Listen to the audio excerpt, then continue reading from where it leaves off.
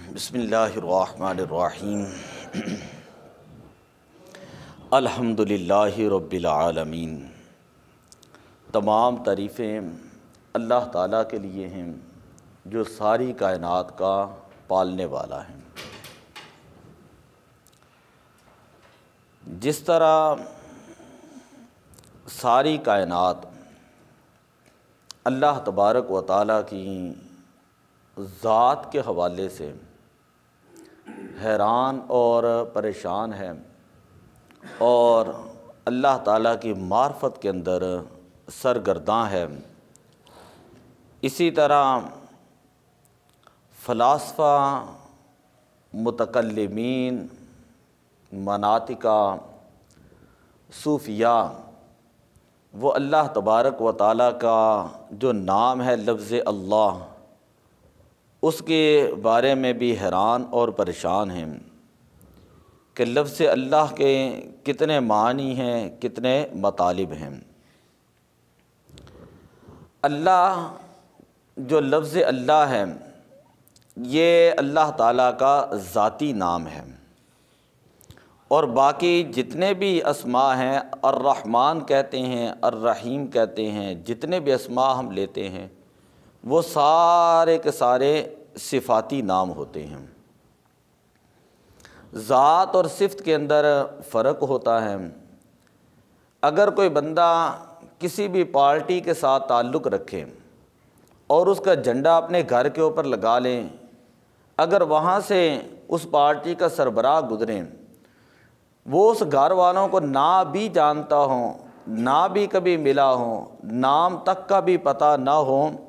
لیکن وہ اپنا ایک جھنڈا دے کر اس کو پتہ چل جاتا ہے کہ یہ بندہ میرا بندہ ہے، اور اسے پتہ ہے کہ میری پارٹی کا یہ بندہ ہے۔ اللہ تبارک و تعالیٰ کی ذات ایک ایسی ذات ہے، جب بندہ اللہ کو یاد کرتا ہے تو اللہ تبارک و تعالیٰ جو ہے اپنے بندے کو یاد کرتا ہے۔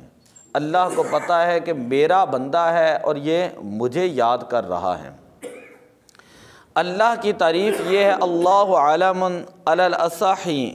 للذات الواجب الوجود المستجمع لجمیع صفات الکمال۔ اللہ اس ذات کا نام ہے جو تمام صفات کاملہ کی جامع ہے، اور وہ ذات جو ہے وہ واجب الوجود ہے۔ اللہ تعالیٰ واجب الوجود ہے۔ ایک چیز ہوتی ہے ممکن الوجود، اور ایک چیز ہوتی ہے ممتنع الوجود، اور ایک چیز ہوتی ہے واجب الوجود۔ ممکن الوجود کا مطلب یہ ہوتا ہے کہ کبھی چیز ہو اور کبھی نہ ہو، یعنی تین زمانے ہوتے ہیں ہمارے ہاں، پاسٹ ہے، پریزنٹ ہے اور فیوچر ہے، ماضی ہے، حال ہے اور مستقبل ہے۔ تو جو چیز کبھی ہو کسی زمانے میں، اگلے زمانے میں نہ ہو، اسے کہتے ہیں ممکن الوجود۔ جس طرح کہ ہمارا وجود کبھی نہیں تھا، اب وجود ہے، اور کبھی جو ہے وہ جا کر ختم ہو جائے گا، اسی طرح دنیا کی مثال ہے۔ ممتنع الوجود کا مطلب یہ ہے کہ جس کا وجود محال ہو، جیسے کہ دوسرا خدا کائنات کے اندر،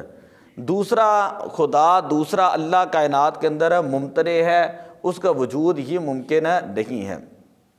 اس لیے کہ لو کان فیہما آلہۃ الا اللہ لفسدتا، اگر دو خدا ہوتے تو زمین و آسمان تباہ و برباد ہو جاتے ہیں۔ ایک کہتا ہے دن ہونا ہے، دوسرا کہتا رات ہونی ہے، ایک کہتا بارش ہونی، دوسرا کہتا دھوپ ہونی چاہیے، ایک کہتا جو ہے وہ کسی کو لڑکا دینا ہے، دوسرا کہتا لڑکی دینی ہے۔ خیر، ممتنع الوجود کا مطلب یہ ہوتا ہے کہ جس کا وجود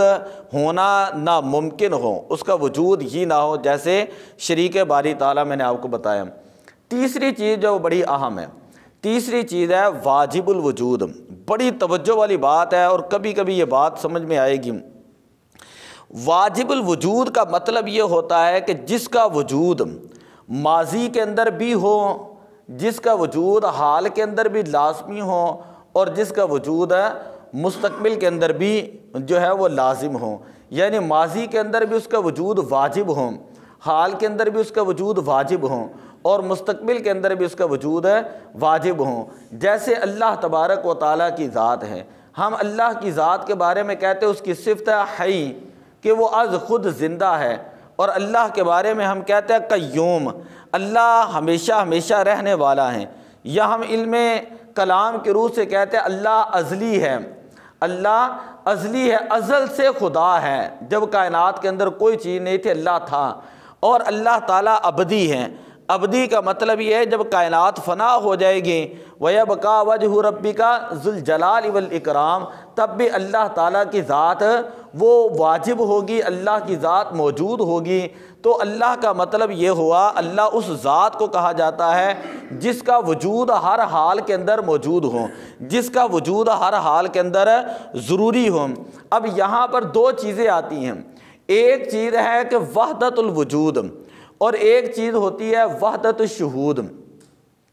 وحدت الوجود تو یہ ہوا جو میں نے آپ کو بتا دیا کہ جس کا وجود ایک ہو،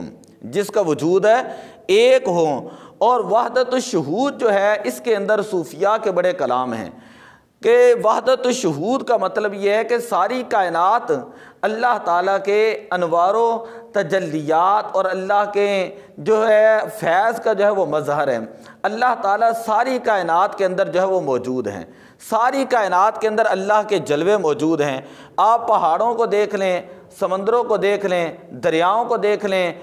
انسانوں کو دیکھ لیں، ان کے اندر رنگ دیکھ لیں، آپ کو ہر اینگل سے جو ہے اللہ کی ذات جو ہے اس کا عکس جو ہے وہ نظر آئے گا۔ اس کا مطلب ہوتا ہے وحدت و شہود،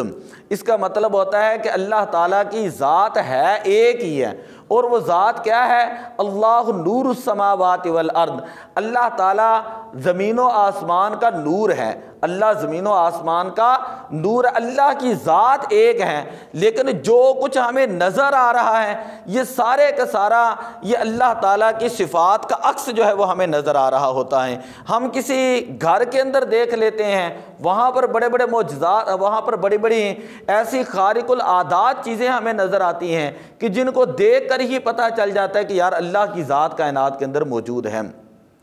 حضرت منصور بن حسین حلاج رحمۃ اللہ تعالی علیہ،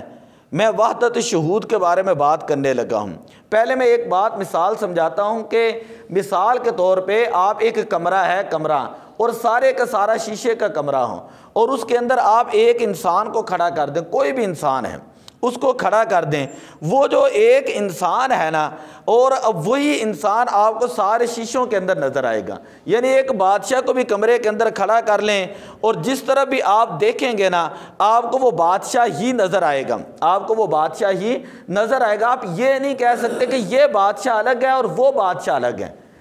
تو جو بادشاہ ذاتی طور پر وہاں پر ایک ہی موجود ہے اسے کہا جاتا ہے وحدت الوجود، کہ ایک ذات ہے، اور جو باقی شیشوں کے اندر ہے دائیں بائیں اوپر نیچے جہاں بھی نظر آ رہا ہے وہ کہیں گے یہ اس کا عکس نظر آ رہا ہے، یہ اس کا عکس نظر آ رہا ہے۔ یہ وحدت الشہود ہے، یہ ذات ایک ہی ہے لیکن کئی جگہ پر جو ہے یہ موجود ہے، یہ کئی جگہ پر موجود۔ اب میں مسئلہ سمجھاتا ہوں۔ حضرت منصور ابن حلاج رحمۃ اللہ تعالی علیہ فتاوی رضویہ شریف کے اندر موجود ہے، آپ کے ہمشیرہ ہر رات قبرستان جاتی ہیں اور وہاں سے آسمان سے دودھ کا پیالہ آتا، آپ اس کو پی لیتی ہیں۔ ایک مرتبہ آپ بیدار ہوئے، آپ نے کہا کہ میری ہمشیرہ کہاں جاتی ہے؟ آپ پیچھے چلے گئے، دیکھا کہ دودھ کا پیالہ ہے وہ پی رہی ہیں، تو آپ نے کہا کچھ مجھے بھی دیں۔ تو جب انہوں نے آپ کو دیا تو ایک دو قطرے بچے تھے، آپ نے جیسے ہی اس پانی کو، دودھ کو بلکہ جیسے اس دودھ کو پیا تو آپ نے فرمایا ان الحق، آپ نے فرمایا ان الحق، آپ نے ان الحق فرمایا۔ تو جب واپس آئے تو ہر وقت آپ ان الحق فرماتے ہیں۔ لوگوں نے کہا یہ تو خدائی کا دعویٰ کر رہے ہیں۔ بادشاہ وقت کے پاس آپ کا جو ہے معاملہ گیا اور مفتیان کرام کے پاس گیا، انہوں نے کہا یہ تو خدائی کا دعویٰ کر رہے ہیں، تو یہ تو کفر کر رہے ہیں، ان کو جو ہے وہ شہید کر دیا جائے گا۔ خیر جب آپ کو شہید کیا گیا، آپ کا سر مبارک قلم کیا گیا، تو خون کا جو ہر قطرہ تھا اس کے اندر سے آواز آتی ہے ان الحق کی۔ پھر آپ کے جسم مبارک کو جلا دیا گیا اور وہاں سے پھر جو خاک جو ہے وہ سمندر کے اندر ڈالی گئی، تو اس سمندر سے یہ آواز آئی ان الحق۔ آپ کے دوست حضرت جنید بغدادی رحمۃ اللہ تعالی علیہ، آپ ایک مرتبہ مدرسے میں پڑھتے ہوئے کہہ رہے تھے کہ کہ ایک وقت ایسا آئے گا جب بھی بغداد والے جو ہیں وہ کسی مشکل کے اندر، پریشان کے اندر مبتلا ہو جائیں گے تو میں تمہیں یہ جبہ دیتا ہوں، میرا جبہ اس مشکل کے سامنے کر دینا، اللہ تعالیٰ جو اسی وقت جو وہ کرم کر دے گا۔ تو حضرت جنید بغدادی رحمۃ اللہ علیہ کو جب اس ساری چیز کا پتہ چلا تو آپ نے اسی وقت جو ہے وہ جبہ لیا اور اس طرح دریا کے سامنے کر دیا اور دریا جو وہ تھم گیا۔ تو اب بھی عراق کے اندر کہتے کہ ایک جہاں پر آپ کو سلی دیا گئی، جہاں پر آپ کا سر مبارک قلم کیا گیا، وہاں پر آج بھی آپ کا مزار پاک موجود ہیں۔ تو اعلیٰ حضرت رحمۃ اللہ تعالیٰ علیہ اس کے اوپر گفتگو کرتے ہوئے فرماتے ہیں کہ اصل میں آپ کا جملہ یہ تھا، آنا لاحق بہ،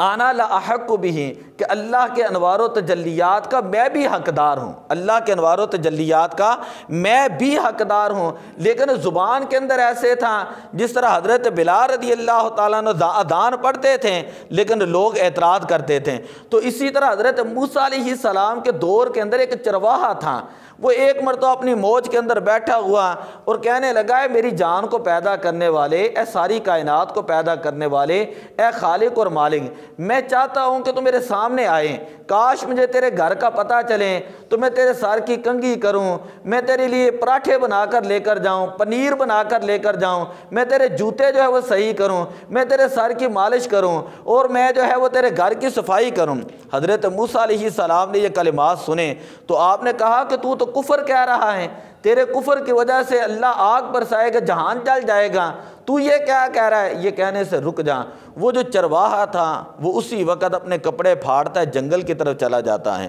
جب وہ جنگل کی طرف گیا، حضرت موسیٰ کوہ طور پر گئے، اللہ نے کہا کہ موسیٰ بندہ تھا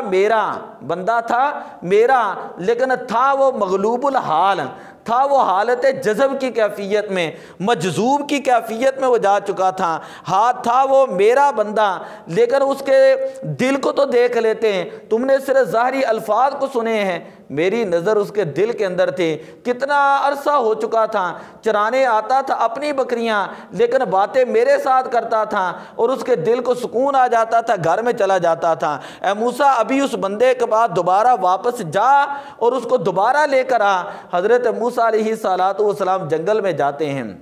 اور جا کر اس بندے کو پکڑتے ہیں، کہتے ہیں کہ تو بڑا اچھا تھا، تو بڑا جو ہے وہ پہنچا ہوا تھا، تو اللہ کا دوست ہے، اب تو واپس آ جا اور بستی کے اندر آ کر اسی طرح باتیں کر۔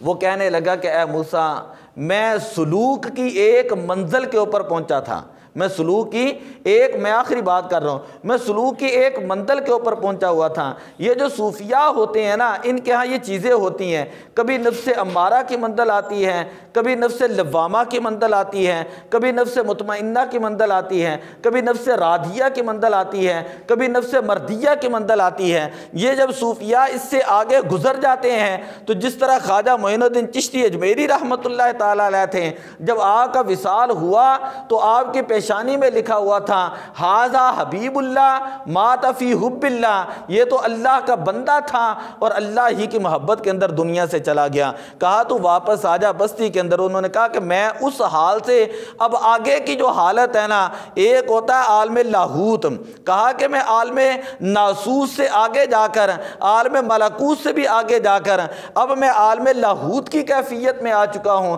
یہ جو کیفیت ہے تو کہتے ہیں کہ یہ جو کیفیت ہے کہ معرفت کی انتہا خاموشی ہوتی ہے، اب میرے اوپر جو وہ خاموشی جو ہے وہ لازم ہو چکی ہے۔ میں نے اللہ کے انوار و تجلیات کے 7 سمندر پی لیے ہیں، اب اللہ تعالیٰ نے مجھے اتنا ظرف عطا فرمایا ہے کہ اب میں خاموش رہ چکا ہوں، اب میں نے اپنی زبان سے کوئی کلمہ ادا نہیں کرنا۔ کہتے ہیں کہ شراب عشق پی کر بھی جو نہ بہہ کے ظرف اس کا ہے، شراب عشق پی کر بھی جو نہ بہہ کے ظرف اس کا ہے، اس کی ایک ایک بوند دیتی ہے وصال یار کا پتہ۔ دعا اللہ عمل کی توفیق عطا فرمائے۔ الصلاۃ والسلام علیک یا